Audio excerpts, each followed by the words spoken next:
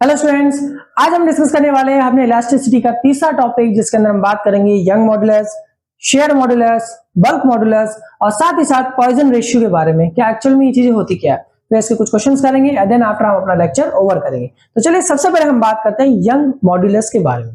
तो देखो, अगर आपने मेरी पिछली वीडियो नहीं देखी है जिसके अंदर मैंने स्ट्रेस स्ट्रेन कर्व और ये बताया हुक्स लॉ क्या होता है, तो पहले वो देख लीजिए ताकि आपको ये चीज बेटर समझ पाए।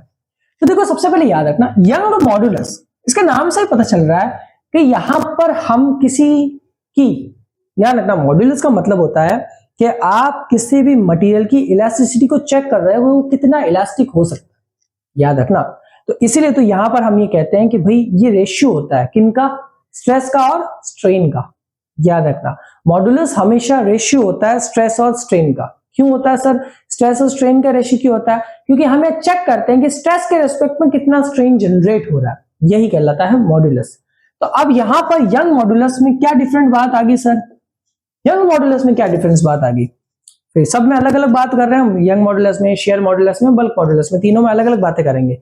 लेकिन जो इनका मेन कोर है वो यही है कि जितना आप स्ट्रेस लगाओगे उतना ही ऑब्जेक्ट डिफॉर्म होता है, और उससे जो मॉडुलस जनरेट होता है, जो रिजिडिटी जनरेट होती है, जिसको हम आगे रिजिडिटी के बारे में बात करेंगे, जो जनरेट होती है उसी को हम कहते हैं मॉडुलस। अब इन मॉडुलस के अलग अलग टाइप है, यंग मॉडुलस, बल्क मॉडुलस और शेयर मॉडुलस। यंग मॉडुलस हमारा क्या होता है? Longitudinal stress, longitudinal stress divided by longitudinal strain. Okay, तो सर कैसे होगा? स्ट्रेस हमारा होता है sir F by A, stress हमारा F बाई ए, तो हमारा स्ट्रेन कितना होगा? सोच के बताओ, सोच के बताओ स्ट्रेन कितना होगा। अच्छा, अभी हमने स्ट्रेन के बारे में डिस्कस किया था, पिछली वीडियो के अंदर मैंने डिस्कस भी किया था कि स्ट्रेन होता है क्या, डेल एल अपॉन एल होता है। तो स्ट्रेन कितना रखेंगे? Del L upon L. Sir L ऊपर गया तो F L upon del L, ये हुआ फॉर्मूला, तो ये आया। अच्छा, ये हमारा यंग मॉडुलस का फॉर्मूला है। तो याद रखिएगा इसकी डायमेंशंस वही होती है जो स्ट्रेस की होती है। Okay, dimensions same as stress. Okay, चलो अब अगर मैं चाहूं तो F बराबर mg भी लिख सकता हूं, A बराबर पाई आर स्क्वायर लिख सकता हूं। सर क्यों लिख रहे हो? अगर एक वायर ले और उस वायर पे कोई ऑब्जेक्ट लटका दे तो उस ऑब्जेक्ट पे नीचे की तरफ फोर्स लगेगा which is gravitational force and we call that F equals to mg। ये बात हमें पता है। साथ ही साथ उस ऑब्जेक्ट में चेंज आएगा, उसके एरिया के, उसका जो क्रॉस सेक्शन एरिया उसके अंदर चेंज आता है। कैसे सर? देखो, ऑब्जेक्ट यहां से लंबा भी होगा और यहां से छोटा भी होगा। नहीं समझ आया? तो देखो, खींचोगे तो ऑब्जेक्ट लंबा होगा, लंबा होने के साथ साथ वो बीच में से छोटा भी होने लग जाएगा, यानी उसके क्रॉस सेक्शन एरिया में भी चेंज आने लग जाएगा। दैट्स मीन वहां पर उसका एरिया चेंज होगा। तो इन दोनों की वैल्यू को उठा के यहां रख दो। तो सर एक फॉर्मूला जो मेरे सामने जनरेट हुआ विच इज हियर, ये समझ आया? तो याद रखना यंग मॉडुलस का एक फॉर्मूला ये भी होता है। और यंग मॉडुलस कहते हैं किसको? जो लॉन्गिट्यूडियल थिंग्स लगती हो। लॉन्गिट्यूडियल मतलब लंबाई, लेंथ के अकॉर्डिंग जो भी काम हो रहा है, स्ट्रेस और स्ट्रेन, उसमें यंग मॉडुलस लगता है। ये बात आपको याद रखनी पड़ेगी, बहुत इंपॉर्टेंट है, क्योंकि ये तीनों अलग अलग हो गए ना। अगर मैं सिंपली जनरल टर्म में मॉडुलस के बारे में बोलूंगा तो मैं यही बोलूंगा स्ट्रेस के साथ में स्ट्रेन होना, उन दोनों का रेशियो, स्ट्रेस और स्ट्रेन का रेशियो, ये जनरल बात है। लेकिन जब मैं इनको मॉडुलस में डिवाइड करूंगा तो ये अलग अलग चीजें आ जाएगी। ठीक है, चलो, तो ये अपना हो गया यंग मॉडुलस, तो नोट कर ले, बढ़िया कर लिया होगा। चलो अब बात करते हैं हमारे सबसे इंपॉर्टेंट चीज के बारे में, उसका नाम है बल्क मॉडुलस। बल्क मॉड्यूलस, तो जरा इसको समझने के लिए मैं आपके सामने एक ज्योमेट्री बना रहा हूं। क्या बना रहा हूं? ज्योमेट्री। अच्छा, ये कहता क्या है जरा वो समझना, बहुत इंपॉर्टेंट बात है बल्क मॉडुलस के अंदर कि बल्क मॉडुलस एक्चुअल में हमें क्या कहता है। ठीक है, समझना। जब आप किसी 3D ऑब्जेक्ट को उठाते हो जिसके अंदर वॉल्यूम होता है, ओके, और आप उसके नॉर्मली फोर्स लगाते हो तो उसके आयतन में यानी कि उसके वॉल्यूम में चेंज आएगा। Is that clear? वॉल्यूम में तो चेंज आ रहा है। जब उसके वॉल्यूम में आपने चेंज किया, वॉल्यूम में क्या किया? चेंज किया। आपने उसके वॉल्यूम में चेंज किया, लेकिन कितना, पूरा चेंज कर दिया क्या?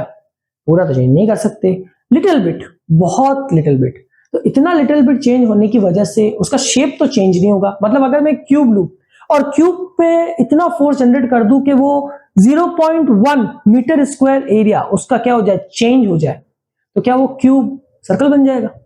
क्या वो क्यूब की पूरी ज्योमेट्री चेंज हो जाएगी? नहीं ना, वो क्यूब तो क्यूब ही रहेगा।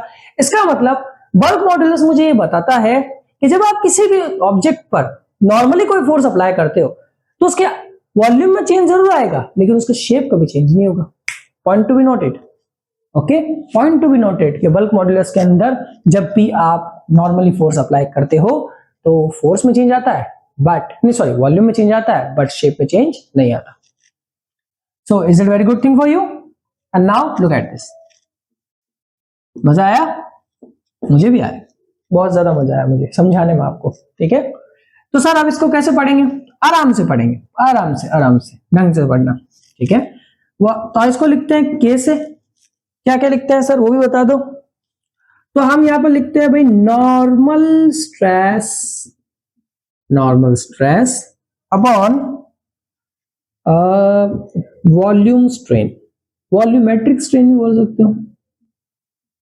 Okay, so now the answer is के। नॉर्मल स्ट्रेस अपना कितना होगा, F बाई ए। स्ट्रेस का फॉर्मूला तो सबके लिए सेम ही होता है। और स्ट्रेन कितना हो जाएगा, डेल V बाय V। लेकिन यहां एक साइन लगेगा माइनस, क्यों लगा वो अभी बताता हूं। सर F बाई ए तो हमारा प्रेशर भी होता है, तो मैं प्रेशर लिख सकता हूं, उसको बिल्कुल लिख सकता हूं। V में ऊपर भेजता हूं, नीचे बचा डेल V। सर अभी प्रेशर का खेल क्या आ गया? तो एक चीज याद रखना यार, जब भी हम 3D के अंदर बात करते हैं और हम किसी ऑब्जेक्ट पे फोर्स अप्लाई करते हैं, that's mean it's a pressure, मतलब वो एक प्रेशर है। जब हम प्रेशर जनरेट कर रहे हैं तभी तो ऑब्जेक्ट डिफॉर्म हो रहा है। 3D में तो यही होता है, क्योंकि 3D में जो फोर्स लगती है हम उसको प्रेशर ही बोलते हैं। हम कहते हैं ना pressure equal to force upon area. हम क्यों बोलते हैं? क्योंकि जब हम फोर्स लगाते हैं तो किसी एरिया पर लगाते हैं, और किसी एरिया पर लगाया गया फोर्स प्रेशर कहलाता है। दैट्स व्हाई हमने प्रेशर लिखा। अब सर माइनस क्यों लगाया आपने? माइनस इसलिए लगाया, माइनस का साइन हमें ये इंडिकेट कर रहा है कि जैसे जैसे आप प्रेशर बढ़ाओगे वॉल्यूम कम होता जाएगा, वॉल्यूम कम होता जाएगा, बिल्कुल याद रखना, वॉल्यूम कम होता जाएगा। शेप भले ही चेंज ना हो रहा हो, वॉल्यूम तो चेंज हो रहा है ना। मैंने अभी क्या बोला, वॉल्यूम में बहुत छोटा सा चेंज हुआ, बट क्या शेप में चेंज हुआ? नहीं हुआ। तो याद रखना वॉल्यूम में चेंज लगातार होता रहेगा। फिर अगर आपको शेप भी चेंज करना है तो आपको बहुत ज्यादा प्रेशर लगाना पड़ेगा।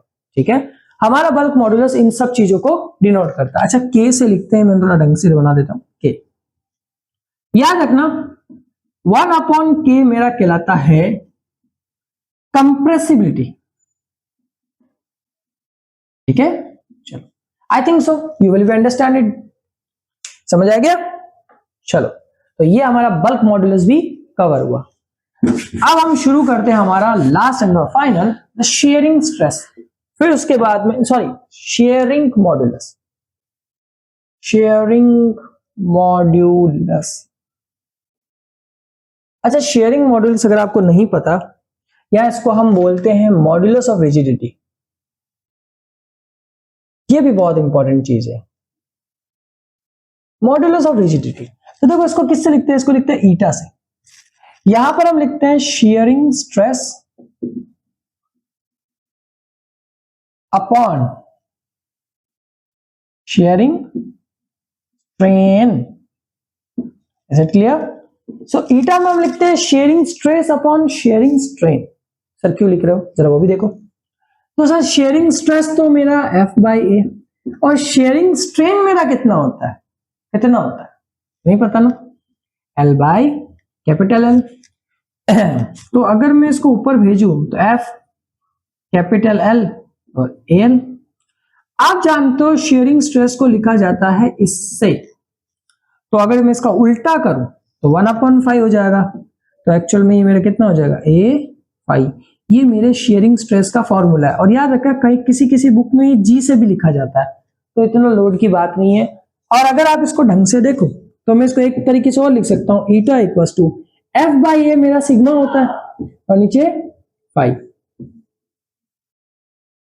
तो मैं इस फॉर्म में भी इसको लिख सकता हूं, इस फॉर्म में भी इसको लिख सकता हूं, ईटा इक्वल टू सिग्मा अपॉन 5। तो ये बहुत अच्छा रिलेशन मैंने आपको बताया, शेयरिंग शेयरिंग मॉडुलस, स्ट्रेस और किसके बीच में, शेयरिंग स्ट्रेन के बीच में। तो ये तीनों का रिलेशन आपके बहुत काम आएगा, ये फॉर्मूला और ये फॉर्मूला, ये तीनों फॉर्मूलाज आपके बहुत ज्यादा काम आएंगे अगर आप किसी क्वेश्चन को सॉल्व करते हो। तो ये बहुत इंपॉर्टेंट है, इनको नोट कर लीजिए, आपके बहुत ज्यादा काम आएंगे कि भाई शेयरिंग क्या बोलते हैं इसको, modulus equal to shearing stress upon shearing strain. ठीक है, तो ये आपका तीनों का बढ़िया मिक्सअप, तीन फॉर्मूलाज जो आपके बहुत ज्यादा काम आएंगे। तो हमारा जो मेन मकसद ये होता है कि किसी चीज को ज्यादा पढ़ने से अच्छा है और उसको कम पढ़ के अच्छे से समझ लो। तो मैं आपको जनरलाइज चीजें ही बता रहा हूं ताकि आपको ज्यादा दिक्कत ना हो। फिर भी दिक्कत आए, कमेंट सेक्शन तो खुला हुआ ही है, कमेंट के अंदर जरूर बता दीजिएगा। अब हम इसके अंदर लास्ट एंड फाइनल थिंग जो पढ़ेंगे वो है Poisson ratio. So what is the Poisson ratio? ठीक है, जरा वो देखते हैं।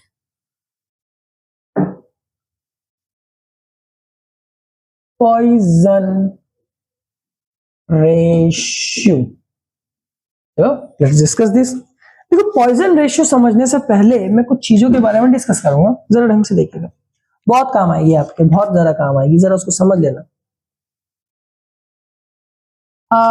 ये एक वायर ले लेता हूं मैं, अगर मैं इस वायर पे नीचे की तरफ फोर्स लगाता हूं, तो होता ये है कि वायर नीचे से लंबा तो हो जाएगा, लेंथ इसकी बढ़ जाएगी, लेकिन साथ ही साथ इसकी मोटाई में भी कमी आ जाएगी, यानी कि ये छोटा भी हो जाएगा, इसका क्रॉस सेक्शन एरिया क्या हो जाएगा, कम हो जाएगा। जैसे अगर ये पूरा डी है तो फिर ये बाद में स्मॉल डी रह जाएगा। ठीक है, ये एरिया कम हो जाएगा जो कि हो जाएगा डी माइनस डी। ये चीज मुझे समझानी है, बहुत इंपॉर्टेंट बात है, ध्यान रखना। पॉइजन रेशियो एक्चुअली मुझे यही चीज समझाने में मदद करता है कि जब आप किसी चीज पर फोर्स लगाते हैं या कोई ऑब्जेक्ट लगाते हो तो वो ऑब्जेक्ट धीरे धीरे लंबा तो होता है, लेकिन साथ ही साथ उसका एरिया छोटा होने लग जाता है। पॉइजन रेशियो मुझे ये बताता है। ठीक है, सो पॉइजन रेशियो को अगर मैं ढंग से लिखूं तो पॉइजन रेशियो को मैं लिख सकता हूं,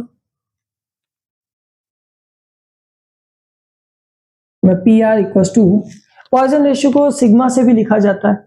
ठीक है, पॉइजन रेशियो को सिग्मा से भी लिखते हैं, तो इतना लोड लेने की बात नहीं है। हम स्ट्रेस को भी तो हम सिग्मा से लिखते हैं, इसलिए कंफ्यूजन ना हो इसलिए मैं इसको पी से लिख रहा हूं। ठीक है, कंफ्यूजन ना हो इसलिए मैं इसको पी से लिख रहा हूं। अरे फिजिक्स है, हम किसी भी सिंबल से डिनोट करते हैं, हमें तो मेन फॉर्मूला से मतलब है। ठीक है, तो ये हो जाएगा भाई लेटरल स्ट्रेन अपॉन लॉन्गिट्यूडियल स्ट्रेन।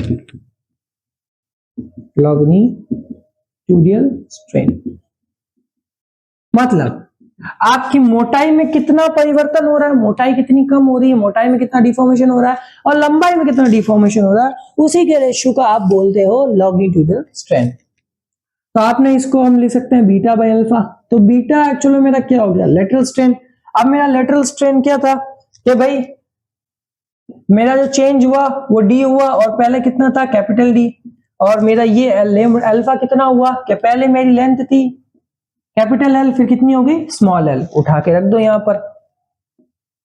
सो पी की मेरे पास यहां पर वैल्यू मिलेगी L D by small capital D. ये मेरा फॉर्मूला है पॉइजन रेशियो का। ठीक है, पॉइजन रेशियो ज्यादा कुछ नहीं है, सिंपली बस इतना याद रखना, अगर आप कहीं पर फोर्स लगाते हो तो लेंथ के साथ साथ में उसकी जो मोटाई होती है उसमें भी चेंज आता है। ठीक है, ये हमारा कहलाता है पॉइजन रेशियो। अब इसके कुछ ग्लिच इन द वीडियो के अंदर थोड़ा सा कुछ प्रॉब्लम हो गया था, इसलिए वीडियो को रोकना पड़ गया। अब हम अपने क्वेश्चंस को डिस्कस करने वाले हैं। ठीक है सर, आप अपनी हर वीडियो में एक ही बात बोलते हो क्या, मेरी वीडियो में ग्लिच हो रहा है, ये हो रहा है, वो हो रहा है। तो देखो, थोड़ी प्रॉब्लम्स होती है वीडियो बनाने में, तो इस वजह से कुछ ना कुछ हो जाता है, तो उसके लिए बहुत बहुत सॉरी इनकन्वीनियंस के लिए। ठीक है, हमारे पास क्वेश्चन दिया गया है, two wires A and B are the same material, their length are in the 1:2 and their diameters are in the ratio 2:1. If they are pulled by the same force, what is the ratio of their increase in length? बहुत अच्छा question है।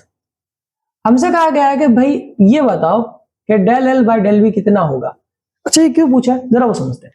हमारे पास दो wire है जिनकी length का ratio हमारे पास दिया गया है, वो है एल ए और एल बी, तो वो है 1:2। फिर हमारे पास दो डायमीटर्स है, उनका रेशियो दिया गया है, वो है 2:1। हमसे कहा गया है कि भाई इनकी जो लेंथ इंक्रीज हो रही है, जिन पर सेम फोर्स लग रहा है, मतलब दोनों वायर पे क्या लग रहा है, सेम फोर्स लग रहा है, तो इसकी जो लेंथ इंक्रीज हो रही है इनका रेशियो बता दो। तो देखो ढंग से देखो, लेंथ के अकॉर्डिंग बात कर रहा है, इसका मतलब मॉड्यूलस हो गया कौन सा, यंग मॉड्यूलस, जिसकी वैल्यू ये होती है, अभी हमने डिस्कस किया है। तो देखो y को इधर भेज देता हूं, तो मेरे पास बचा कितना, FLAY, यही बचा। अगर इन चीजों को ढंग से देखो, दोनों वायर्स पर सेम फोर्स लग रही है, दोनों वायर सेम मटेरियल है, इसका मतलब इनका यंग मॉड्यूलस भी सेम होगा। तो मतलब सिर्फ चेंज हो क्या रहा है, लेंथ और एरिया। तो मैं सिर्फ इसी पे बात करूं, इसलिए यहां पर प्रोपोर्शनल का साइन लगा देता हूं। इस F और A को, Y को मैंने हटा दिया, क्योंकि ये तो कट जाएंगे, ऑब्वियस सी बात है, ये तो कट जाएंगे। और अगर किसी को नहीं समझ आ रहा तो मैं इसको पूरा ढंग से कर देता हूं। अगर मैं अपने LA के लिए निकाल देता हूं और LB के लिए निकाल देता हूं, फिर मैं ये L है और यहाँ एक स्मॉल a लिख रहा हूं मैं, ठीक है, और यहां पर FLB upon AB small b और y। अब अगर मैंने इनका रेशियो लेना है तो अब इन दोनों का रेशियो लूंगा, F से F कैंसिल, Y से Y कैंसिल, बचा कितना, LA LB और AB और AA, यही बचा, यही बचा ना। चलो तो देखो LA LB, LA LB की वैल्यू तो 1/2 दे रखी, ये रहा। AB और AA की वैल्यू कितनी दे रखी, जरा वो समझो। देखो इसको डायरेक्ट भी कर सकते हो आप, डायरेक्ट कैसे कर सकते हैं कि सर एरिया जो होता है वो वायर का होता है πr², ठीक है। जब आप इसको डायमीटर की फॉर्म में रखते हो तो r की जगह कितना रखते हो, d/2, तो वो सर बन जाएगा πd²/4, ये बन जाएगा, बिल्कुल बन जाएगा। तो देखो अगर एक वायर के लिए ये बन रहा है तो दूसरे वायर के एरिया के लिए ये बनेगा, और फिर जब आप इनको यहां पर उठा के रखोगे तो इनकी वैल्यूज कट जाएगी। जब इनकी वैल्यूज कटेगी तो हमारे पास लास्ट में बचा कितना, LA LB raise to DB upon DA का होल स्क्वायर। आप कुछ नहीं करना, LAY LB की वैल्यू तो 1/2 है, इसकी वैल्यू 2/1 है, स्क्वायर करो, लास्ट वैल्यू कितनी आएगी कमेंट के अंदर मुझे बता देना, आपको मजा आएगा इसको सॉल्व करने में, तो थोड़ा सा बता देना, ठीक है। चल एक ये थोड़ा नोट कर लो, फिर अगला क्वेश्चन कराते हैं। हमारा अगला क्वेश्चन बड़ा अच्छा है। हमारा अगले क्वेश्चन में हमसे बोला गया है कि भाई एक कंप्रेसिबिलिटी है, वाटर की जो कंप्रेसिबिलिटी है वो हमारे पास दे रखी है 4 × 10⁻⁵ per unit atmospheric pressure, per unit atmospheric pressure ATM। चलो भाई हमसे कहा गया है कि भाई जो वॉल्यूम है वो है 100 सेंटीमीटर क्यूब। आप बताओ कि उसके वॉल्यूम में चेंज कितना आ रहा है अगर आप जो प्रेशर लगा रहे हो वो 100 सेंटीमीटर क्या नाम है 100 न्यूटन मीटर स्क्वायर है। अगर आप जो प्रेशर लगा रहे हो वो 100 न्यूटन मीटर स्क्वायर है, तो आप बताओ उसके वॉल्यूम में कितना चेंज आएगा। अरे यार ये अभी बताया था 1/K होता है, कंप्रेसिबिलिटी 1/K होती है, K को इधर भेजा तो 1/C हो गया। K की वैल्यू हमें पता ही है, माइनस का PV/ΔV होता है 1/C। हमें क्या चाहिए, ΔV चाहिए, तो माइनस का PVC। इनकी वैल्यू रख देना, आंसर आ जाएगा। मैं यहाँ पर लिख देता हूँ, सॉल्व तो आप ही करोगे। 100 × 100 4 × 10⁻�5। लास्ट आंसर मुझे कमेंट के अंदर बता देना कि सर लास्ट आंसर ये आ गया है, ठीक है। चलो हो गया, हो गया। अगला क्वेश्चन बहुत अच्छा है। अगले क्वेश्चन में हमसे पूछा है कि बहुत सारे मटेरियल्स के अंदर एक रिलेशन होता है, बहुत सारे मटेरियल्स में एक रिलेशन होता है जहां हमको ये पता करना पड़ता है कि क्या यंग मॉड्यूलस और ईटा के बीच में कोई रिलेशन है। बिल्कुल, यंग मॉड्यूलस और ईटा के बीच का एक रिलेशन होता है, वो ये होता है 2η1 + सिग्मा। सिग्मा यहां पर मेरा पॉइजन रेशियो। अब सर ये क्या काम आ रहा है, जरा वो समझो। तो एक्चुअली ये इसलिए काम आ रहा है कि यहां पर हम चेक कर सकते हैं पॉइजन वैल्यू को रखकर कि हमारा जो मटेरियल है उसमें मॉड्यूलस की वैल्यू किसकी ज्यादा है, यंग की ज्यादा है या शेयर मॉड्यूलस की ज्यादा है। ये बहुत इंपॉर्टेंट चीज बता रहा हूं, ढंग से सुनना, ये रिलेशन बहुत काम का है, इंपॉर्टेंट है, very very very important, very very very. 3 भी लगाया है, फिर उसके बाद इंपॉर्टेंट लिख रहा हूं, बहुत इंपॉर्टेंट है। अगर आपके पास कभी ऐसा क्वेश्चन आ जाए जिसमें आपके पास पॉइजन रेशियो दिया गया हो, शेयर स्ट्रेन दे रखा हो या शेयर मॉड्यूलस जिसको बोलते हैं दे रखा हो, तो आप यंग मॉड्यूलस फाइंड आउट कर सकते हो, इवन आप शेयर मॉड्यूलस भी फाइंड आउट कर सकते हो, इवन आप पॉइजन रेशियो भी फाइंड आउट कर सकते हो। लेकिन ये रेशियो एक्चुअल में, ये सब चीजें हमारे काम बेसिकली किस लिए आ रही है, ये एक्चुअल में बता रही है कि ज्यादातर मटेरियल में यंग मॉडुलस की जो वैल्यू होती है वो शेयर मॉडुलस से ज्यादा होती है। इस फॉर्मूले से देख लीजिए, इस फॉर्मूले से ही देख लीजिए, आपको पता चल जाएगा। ठीक है, तो याद रखना यंग मॉडुलस की वैल्यू शेयर मॉडुलस से हमेशा ज्यादा होती है, तो ये ध्यान रखना, ये रिलेशन बहुत ज्यादा काम आता है। तो अगर आपको वीडियो अच्छी लगी हो और थोड़ा ग्लिच आ गया तो उसके लिए बहुत बहुत सॉरी। सब्सक्राइब करें, लाइक करें, शेयर करना ना भूलें। कोई भी डाउट हो तो क्वेश्चन जरूर पूछिए, कमेंट में जरूर पूछिए। और हाँ, अगर किसी को लग रहा है कि क्वेश्चंस बहुत कम करवाए जा रहे हैं तो देखो ये चैप्टर इस लायक नहीं है कि इसके बहुत ज्यादा क्वेश्चंस कराए जाए। इसके अगर आपको और क्वेश्चन चाहिए देन मैं आपको टेलीग्राम के अंदर इसके बहुत सारे क्वेश्चन दे दूंगा, वहां से आप आराम से इसको सॉल्व कीजिए। नहीं समझ आए टेलीग्राम में पोल्स डाल दूंगा, चैट डाल दूंगा, आप आराम से उसमें चैट कर सकते हो, मुझसे भी बात कर सकते हो। मैं जब भी फ्री हूंगा मैं आपको पक्का आंसर दूंगा उसका। बस उसके लिए प्लीज आपको मेरा टेलीग्राम चैनल ज्वाइन करना होगा। फेसबुक पेज भी मेरा ज्वाइन कर लीजिए, बहुत अच्छा बनाया मैंने, बहुत टाइम लगा उसको बनाने में। और साथ ही साथ मेरा यूट्यूब चैनल सब्सक्राइब करें, लाइक करें, शेयर करना